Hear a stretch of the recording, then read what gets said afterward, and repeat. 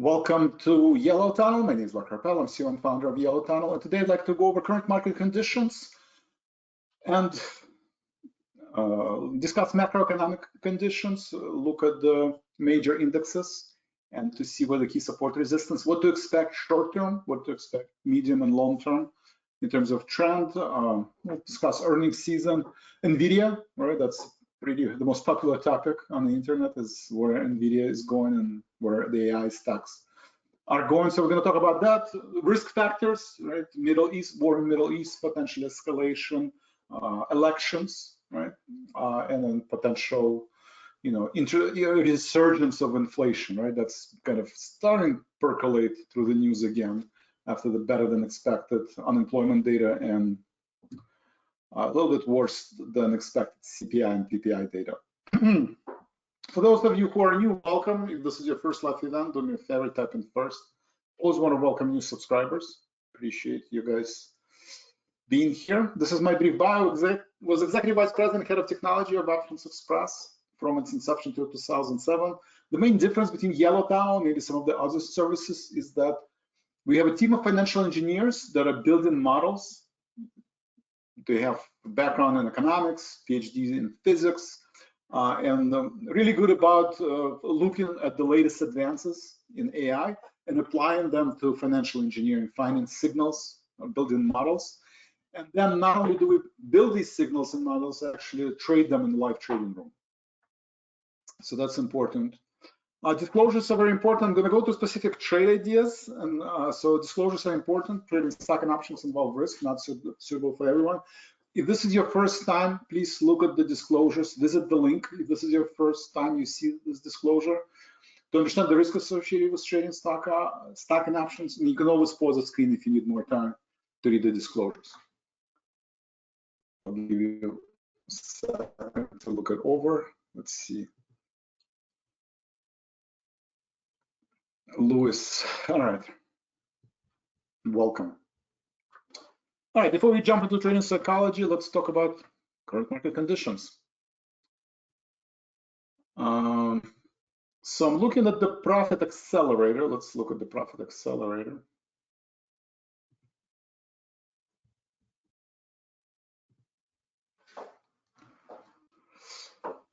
Actually, let's start with aggressive power trader. So aggressive power trader is one of our services where you can actually get support and resistance and signals in the market. So today, KMI, ALB, AXP, ExxonMobil are some of the signals in the market, short-term signals, right? And sometimes I would trade them. I think I traded ExxonMobil today, so I did enter ExxonMobil.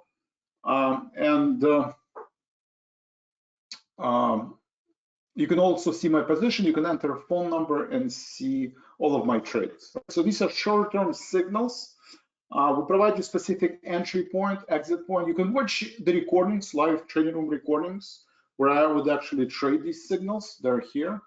And we do have a workshop, recording of all the workshops where you can find different topics to review. So that's aggressive power trader. Right, and for the spiders, it basically shows that the passive list resistances continue to make new highs, right? Potentially, we already closed at 584. Potentially can get to, by the end of the year, 590 or as high as 610, right? Those are some of the predictions for the end of the year, 600, 610. So that's basically what our model thinks. These are the long-term predictions, and these are the short-term predictions, right? For today, support 575, overhead resistance 583. We closed at 584. So let's look at the market. So despite the volatility, right? VIX is still close to 20. Right, despite higher VIX, market continues to make new highs, right? If you look at the spiders, almost every day we're making new highs. And now that the earnings season started and financials are now leading the market as well. And also you have participation from the technology stocks. So you have a kind of a clear breakout to new highs. We broke to the 575 last week. Earnings season just started, but banks have already announced earnings. We're going to have more batch of earnings tomorrow from Bank of America, Citigroup, and Goldman Sachs, right? And Taiwan Semiconductor is going to announce earnings. So you're going to have more information about the earnings season, but the expectation that the economy is doing well, we have soft landing, Fed is lowering interest rates, and then the economy is going to continue to expand. Maybe not at the fast pace as it did in the past couple of years, but still path of least resistance is to the upside. And now that from seasonality point of view, usually September, October, you do have pullbacks. We really haven't had any meaningful pullbacks in September and October. And now we're approaching elections and we're approaching seasonality, where usually right after the elections, you do have bull market kind of continues to rally, right? Bull market continues to continue to rally.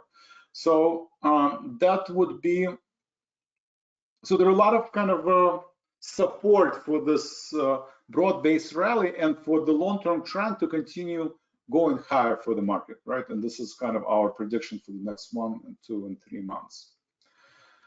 So spiders need to go higher. Yield has rebounded, right? We were talking, the expectation was that Fed is going to aggressively cut interest rate. They cut by 50 basis points. But now after the inflation data and after the unemployment data, you have a pretty strong recovery from 3.6 all the way to 4.11. Still in downtrend. It did not break this downtrend, probably overbought, right? I would say yield is overbought, but stable, right? We've been trading between 3.6 and 4.10 for quite some time, since August 1st. So Fed, we already know the Fed is going to cut rates, maybe not as aggressively as everybody thought, but will follow their plan, and interest rates are stable. So that's good. Dollar, it also rebounded together with the yield below 200-day moving average in a strong downtrend, but short-term overbought. High yield is stable, right? We did drop to 50-day moving average despite VIX being 20 and actually above 20. Right? Last week we were as high as 23. The high yield is still making new highs and continues to be above 50-day moving average. And that's usually also a bullish sign, right? We talked about spread between quality bonds, right, treasuries, and junk bonds, and that spread has been stable, right, narrowing, which is good. VIX is under 20. Elevated VIX, obviously, people are concerned with Middle East potential escalation in Middle East war, or full-blown, full-out war in Middle East, and elections, right? So people are continuing to hedge. So VIX is high, but the value stocks breaking out, right? It broke through the 174 and continues to trade higher. Semiconductors are up, lagging the market. It's not at all-time high, but we have Taiwan Semiconductor announced earnings, and you do have a sharp rebound in semiconductors in general, and NVDA is close to all-time high. Actually, today retested all-time high again at 140 level. So NVIDIA is up and approaching all-time high, right? That's been a good leading indicator. And Bitcoin actually also had a pretty nice rebound from the 200-day moving average, again, trying to reclaim this descending trend, right? This downtrend, but potentially breaking to the upside on above average volume, which could also be positive, right? So from seasonality point of view, I think we're getting close to time period where everybody's bullish, right? Everybody's bullish, and the window dressing, people more show, everybody who was bearish up until this point, they now becoming more bullish. Plus, you have a lot of cash on the sidelines. So all signs basically pointing to market for the bull market to continue. It's been 2 years. The bull market continues, and NVIDIA continues to trade higher. What else is interesting? You can see breakouts in banks, right? Industrials has been leading the market, and you see rotation out of the safety asset classes, right? Like consumer staples, pullback. We have healthcare pullback. So again, we are rotating into cyclical names, right? Rotating into cyclical names, and utilities, I think, also had a short-term pullback. So rotation out of the cyclical names, out of the safety asset classes into the more of a cyclical names. So all of these are pointing that maybe we still have short-term volatility due to elections, or potential escalation in the Middle East. But black swan events aside, the path of least resistance is for the market to go higher. All right, we have more people joining. Thank you. Bruce, Chris, Lalit, Louis, Martin, Peter, Ricky, Trader, Larry. Welcome, Lalit, welcome. So those are the signals. If you want to look at the exposure, right? We've been talking about gamma exposure for quite a while. So let's look at the spiders.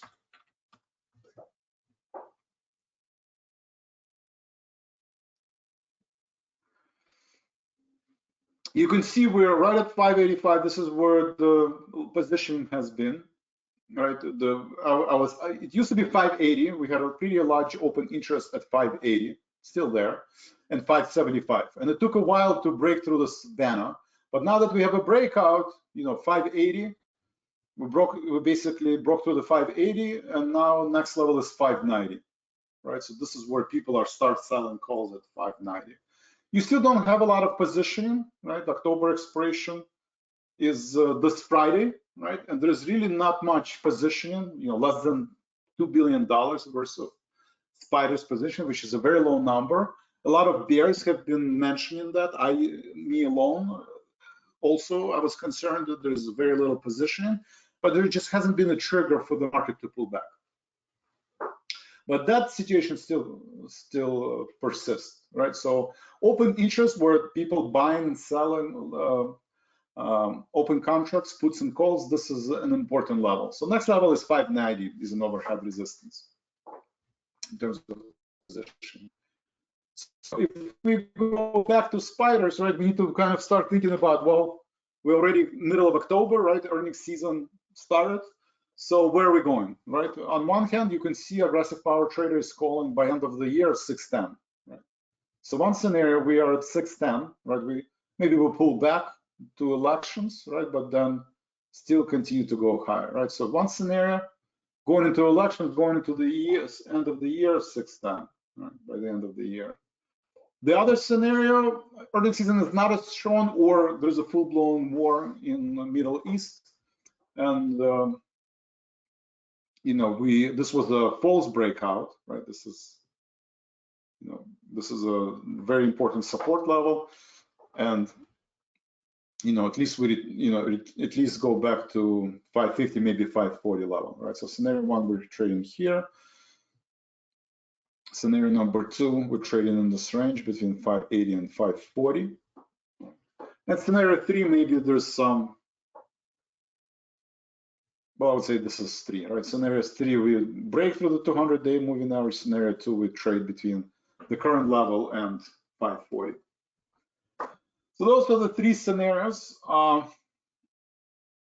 Obviously, the default right now, the consensus is soft landing. So as long as most people believe that we are in a soft landing, then the bull market could continue to trade sideways. So how many of you think we can actually get to 600 to 610? 600 is only literally 2% away, maybe 2.5% away. 610 is another number. So we're getting to 610 November, December.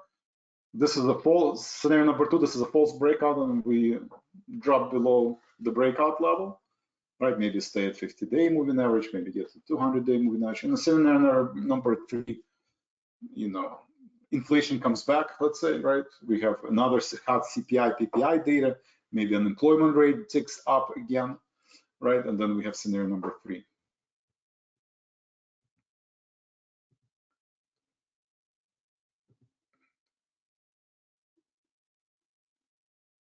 Sixth time is viable. Thank you, Peter. Lalit, two. Two, we're trading in the range. One.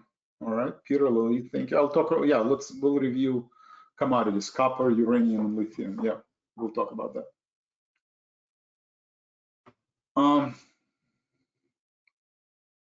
Scenario number one. Scenario number. Bruce, Chris, Louis, Martin, Ricky, Larry. Any thoughts? 1, 2, 3. Okay, I'm gonna go with one. Right, I'm going to go with one. I expected a pullback. It kind of never occurred. We might have another pullback, but I think at this point, probably pullbacks are going to be shorter, right? If before I thought we're going to, retest 510 level, now I think, worst case scenario will get to 540. Just depends. But the bulls are in control, top line is in control, and I think this year it's a pattern, it's still a pattern of higher highs and higher lows.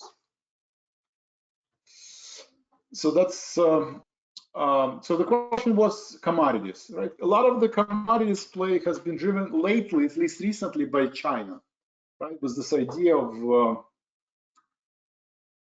bigger than expected stimulus package, right? We talked about this for the past couple of years, but this time you can see the volume is extraordinary, right? Big volume, and it's trading in the range.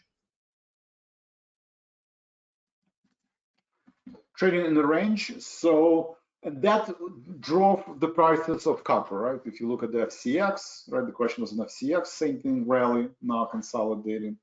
CCJ, I think it's combination. Uranium is combination of China reopening, but also where we're going to get energy to feed all of the data centers for AI, right? AI needs platform, right? They need chips. Chips needs data centers. Data centers needs energy. And the idea that there's not enough wind energy or coal energy to support AI revolution, so you have a resurgence of CCJ, right? Nuclear energy. Lithium is probably more, I haven't followed lithium. Let's see.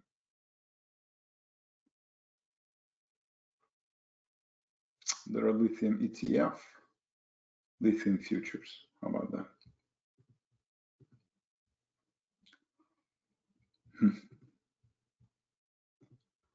Lithium futures.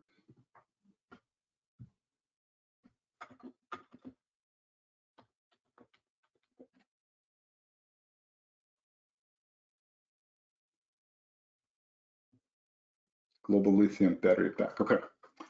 Okay, so similar to China, similar to FXI, right? Strong rally, pull back, consolidating, right? Because electrical vehicles, you need lithium.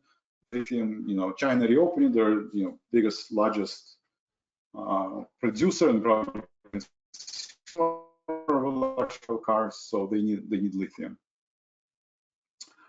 So that's China play. From the perspective of volume price action, it's extremely strong, right? We haven't had volume like this, I think, either ever or in a long time, right? If you look at the monthly chart and you go back to 2011, maybe even 2008, right? The global financial crisis. We have not had volume like this. So you have to respect the price action. A lot of people are bullish, including myself. You do have kind of a market is overbought, so any negative news, like maybe the stimulus is not big enough, or maybe they have some economic issues, you do have a pause, right? But based on the volume, just the price action, it's very bullish. Obviously, stimulus alone is not enough. They need to start expanding the economy, right? Not just in terms of manufacturing, but in consumption, right? Because the consumption within domestic consumption has been very slow. So I have only small position in FXI. Commodities kind of following away, so I would be careful, right? Overall, I have a bullish bias, and I do have a bullish FXI position, but it's extremely volatile. So you have to, I don't think you can just buy it and forget it. I would hedge, right? Maybe sell calls, right? There's a lot of premium, maybe buy put, like merit put, but hedge your position, right? Because another bad news and we can be at 30, right? We're one bad news away. And this is 10-15% move in the underlying asset class. So that would be my thought process on China, commodities in general, lithium, copper, platinum. They're very similar. They all have very similar price action and price patterns. All right, so this is the macroeconomic conditions, right? I think market bullish. What do we? So in yellow tunnel, how do we help? We do have signals, right? So we started with aggressive power trader. Model runs every night, and usually, before I go to sleep, just depends when it's done. Sometimes it's a little bit late. But I publish these signals on the website the night before, and then I send email to all the subscribers, basically saying these are the stocks that potentially you can buy short term, right? And today it was ExxonMobil. right? So you do have ExxonMobil continues to grind higher, potentially, breaking out. So then I would, some of these signals I trade. We do provide you buy-sell signals. We provide you long-term trend. If this is not enough and you don't have a trading plan, you haven't traded, I encourage you to watch the recordings. You will see how I actually trade these signals. And you can participate in live trading room, right? I encourage you to participate in the live trading room as well, so you can actually watch these trades. So that's aggressive power trader. Weekly power trader, similar approach. Not every day, but these are longer term signals. Every Sunday, we publish list of stocks, right? So again, American Express, Costco, some of the utilities corporation, CrowdStrike, interesting, IBM. I traded IBM. That's just another signal, IBM, but it's approaching earnings, so you have to be careful. But it's kind of been in a vertical move up, and CrowdStrike. Be careful with some of these signals, right? They're short-term signals. Model does not predict the outcome of the earnings, so you have to realize that if you're going to hold this position through the earnings, there's an element of uncertainty you probably want to hedge, right? But CrowdStrike, after the fiasco, was their data centers, Microsoft data centers. I mean, it almost closed the gap, right? It almost closed the gap, and model continues to show that at least since August, it's been recovering nicely. So these are the short-term signals that you can find in weekly power trader. Dynamic power trader is actually my portfolio. So you can participate live in a live trading room, and you can see all of my orders. Today I'm in Wells Fargo, right? I traded Wells Fargo as part of the earnings trade, right? This was a pretty interesting trade, where before the earnings, we also have earnings power trader, right? So earnings power trader. I'll talk about that shortly. But last week I did earnings power trader. I did earnings strategy, basically selecting the strike price, 61 call, and doing a butterfly, 59, 61, 63. When you trade options and when you trade stocks, very difficult test is to figure out where the support and resistance level and what strike price you need to select. So I spend a lot of time using these tools like gamma exposure charts, right, where you can actually look at the estimated move analysis and see where the stock can gravitate, right? I think today we did, well, today what did I do?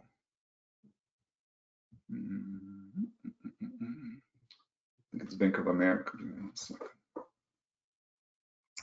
think I did Bank of America today. So let's talk about, so I did Bank of America, right?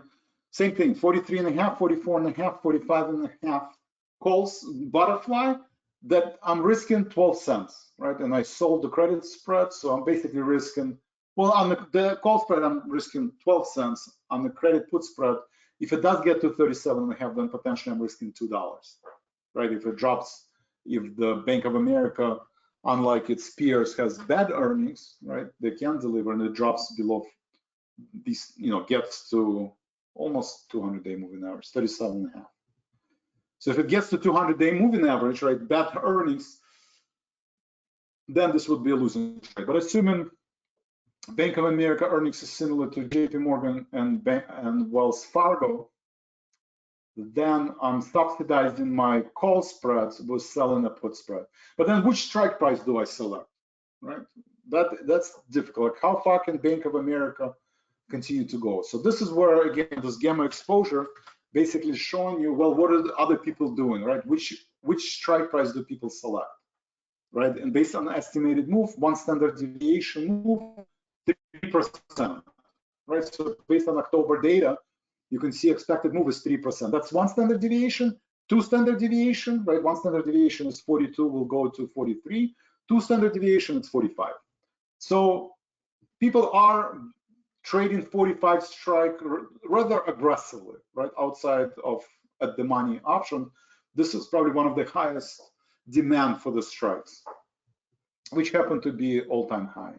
So it could be like JP Morgan or Wells Fargo, that if it delivers earnings on the top line and the bottom line, that it could be a 40, Bank of America is a popular stock. It could be $44, $45 stock. So then I want to participate in this trade by buying this butterfly. If I bought just a call, 100 shares, right? So then my exposure is $4,300, right? If I buy 100 shares of stock, if I buy one call,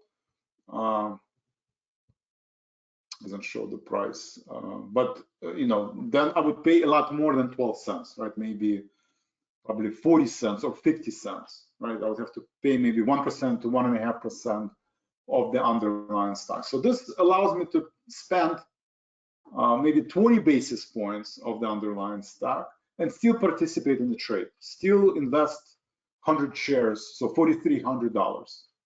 And I'm risking 12 cents to potentially make, in this example, $1, right? So I'm risking 12 cents to make 88 cents. If it gravitates toward this level and stays there, right, and stays there.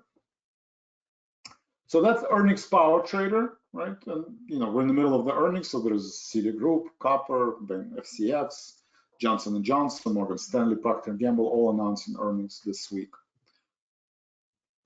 So that's earnings power trading. Dynamic power trading, you can see so I'm bullish on Wells Fargo. Now I'm doing spreads going into December. I trimmed LA Lilly position recently. I trimmed silver position. I closed Wells Fargo spread. So you can see combination of both stock and option trades. In dynamic power trader, people, you know, trade both stock and options.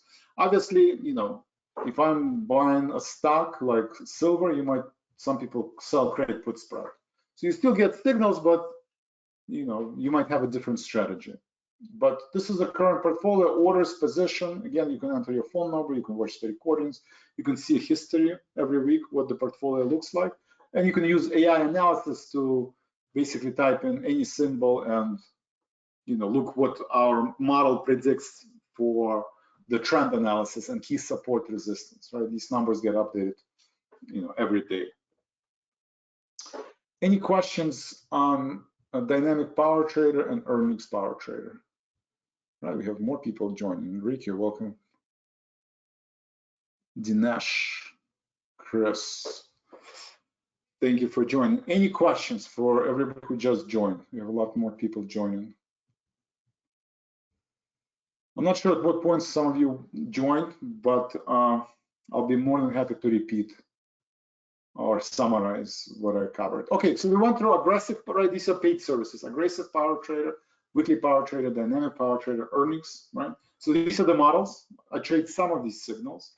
These three, I trade all of the signals, right? These are actual portfolios. So we talked about dynamic power trader, earnings power trader is earnings, option trading. Sometimes I buy stock too, to hedge. And then profit accelerator is where I trade stocks, right? This is a portfolio of stocks only.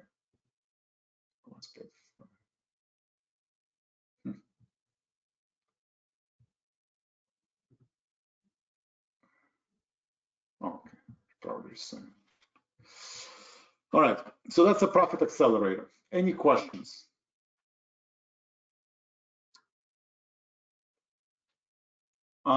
So that's aggressive power trader, weekly power trader, dynamic power trader, earnings power trader, and profit accelerator.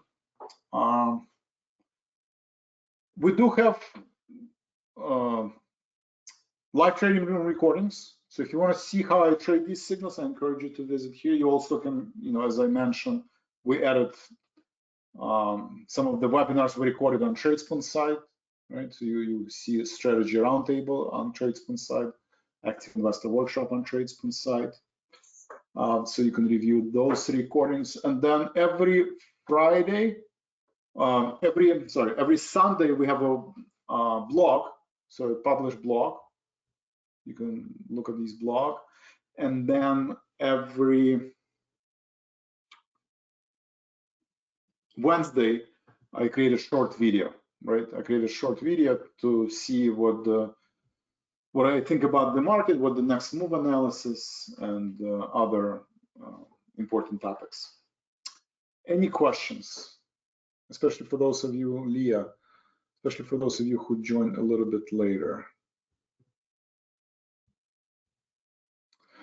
All right, since we actually have a lot of people that joined in the past 10 minutes. So in the beginning, I was talking about macroeconomic conditions, right? We talked about earnings season. JP Morgan hit the home run, Wells Fargo home run, right? They're all at all-time highs. You have right yield curve normalization. 10-year is 30 years higher than 10-year and higher than 2. 10 is higher than 2. 2 is almost lower than 5, right? So you have yield curve normalization. And financials are one of the main beneficiaries, right? We have regional banks made a nice move to the upside, XLF breaking out. And companies like BlackRock Group, right, investment banking, are also vertical move. So these stocks, these sectors continue to work and continue to go higher. We talked about industrials leading the market, new highs, right? Your General Electric, Caterpillars of the world. Value stocks in general, steel rotation, QQQ has not made new highs. QQQ is doing a catch up. It's close to all-time high, but not breaking out. Where the value stocks, your cyclicals, low beta stocks like banks and industrials and energy names, they are breaking out, right? They're continuing to lead the market. And a lot of people think that divergence is going to stay. Small caps are doing okay. They're at multi-year high, but they're also, just like QQQ, not breaking out, right? They're kind of made a nice rally off the 50-day moving average, but didn't break out yet. We're going to have small cap regional banks, right? PNC, I think, announcing earnings, and some of the smaller energy names, and that big part of small caps. So these earnings are coming in the next 2 weeks, and we'll see if that rally can be sustainable in small cap and mid cap names as well. We talked about NVDA, right? Going into the earnings, nice rebound again at all-time high, potentially breaking out. So NVIDIA is in strong uptrend, and what else?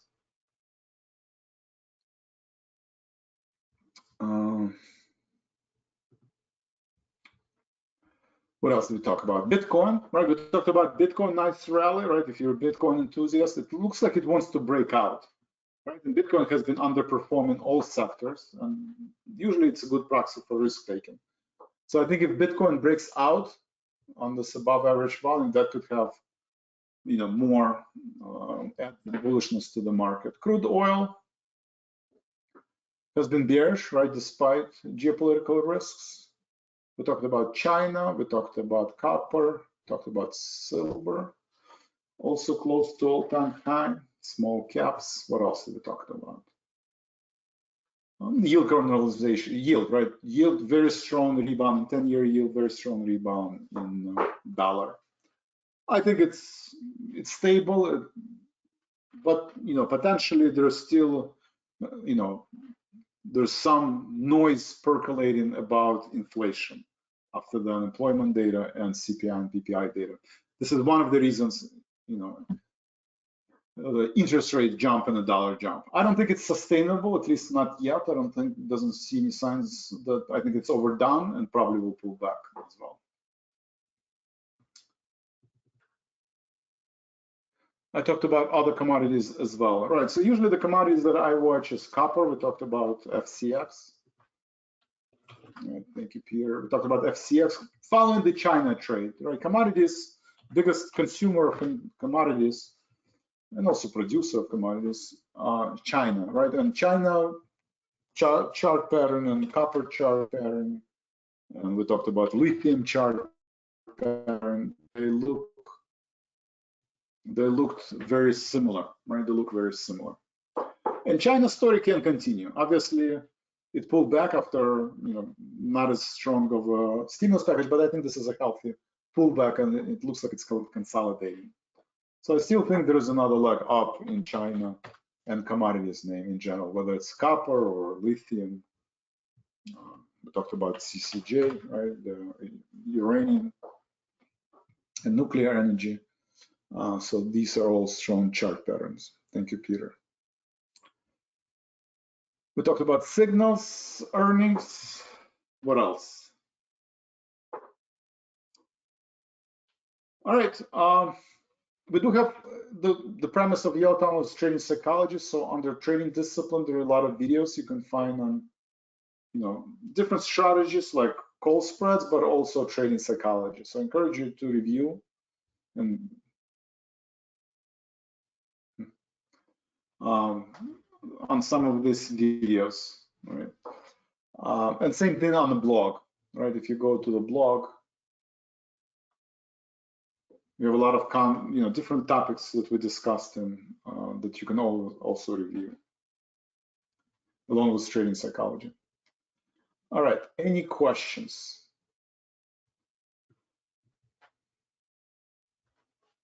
Any questions on gamma exposure, earnings strategies?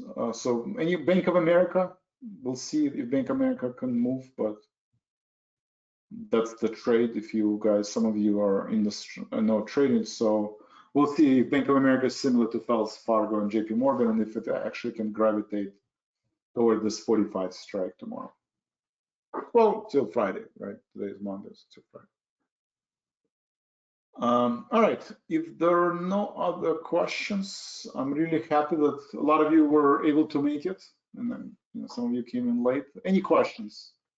If there are no questions, then I think important part, just realizing it takes time to internalize this information, right? I spent a lot of time on, trading psychology concepts, right? The economy of control basically talks about process versus outcome, right? You can't really control the outcome of the elections. You can control whether there will be a escalation in the war in the Middle East, but you can control your own actions, right? So this comes process.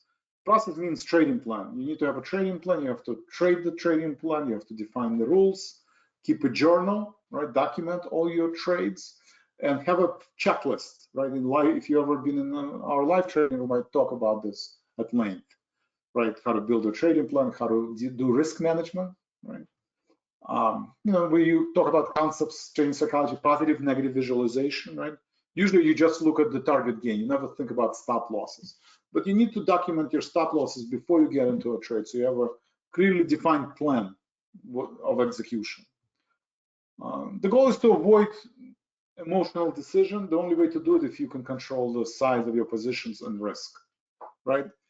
Studies shows that if you're down 20%, even if you're experienced trader with many years, if you're down 20% in your portfolio, you will get emotional and you're going to make rash decision. Usually you sell at the bottom of the market, right? So you want to avoid selling at the bottom of the market. The only way to do it, if you have cash and you know what your drawdown in your portfolio. Game theory, right? It doesn't really matter what I think. It's important to look at the flow, right? Whether it's futures data, positioning and options data, the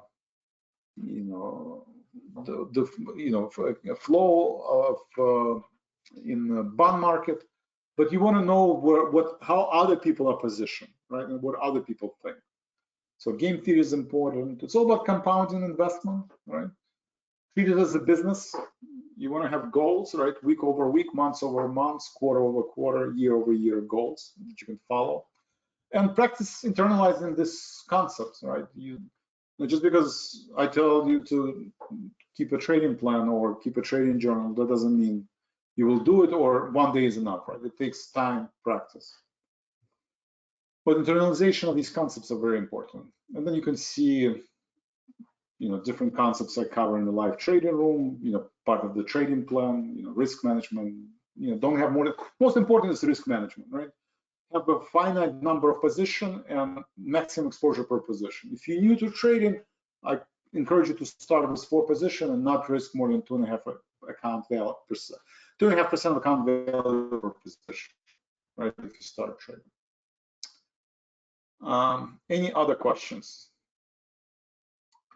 People sometimes ask me about books. I think thinking in bets, right? I always reference this book by Annie Duke.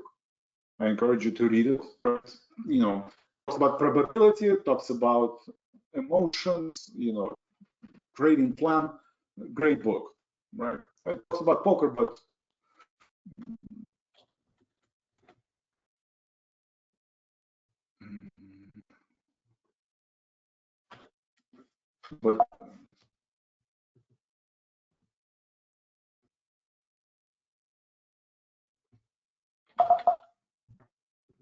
and another one is thinking fast and slow, right? Nobel Prize winner, right? Thinking fast, thinking slow. we have different decision-making processes in our head, right? We make fast decision, right? Our primary, neural network, kind of our old, based on instincts, right? And then we have a slow, kind of more methodical, more cognitive approach. So in trading, you have to do both sometimes, right? But you have to realize that the way you make a decision is extremely important, right? Keeping journal, keeping trading plan, this is thinking slow, right? Nobody wants to do it, it slows you down. Much better to just make quick decisions and move on with your life. So this talks about risk aversion, right? That we have asymmetrical relationship with, gains and losses. We deal with losses a lot harder than we deal with gains. So these are important topics to at least recognize that they are important, right? Acknowledge them, learn about them, and then, continue, learning about yourself and how you react to these market conditions. So these psychology concepts are important. I encourage you to read these two books if you haven't done that before. I think that will make you a much better trader. Peter, we don't have an office number, but we do have one-on-one support. So you can click on contact, schedule consultation, look at the openings we have, and one of our product specialists will contact you at these times. So leave your phone, pick a date, leave your phone number, leave, topic you want to discuss, and one of our product specialists will contact you. Thank you, Peter. All right, guys, that's all I have for today. You're awesome. Thank you very much for joining. We have a lot of new people. Everybody who's new, welcome. And I hope to see you. I think next time we'll do Sunday, but I'm going to try to rotate with Monday and Wednesday because I know we get, new people. And Peter actually, if it's 7 p.m., Peter comes. So that's great. So, and Lalit usually comes. Thank you very much and have a great day.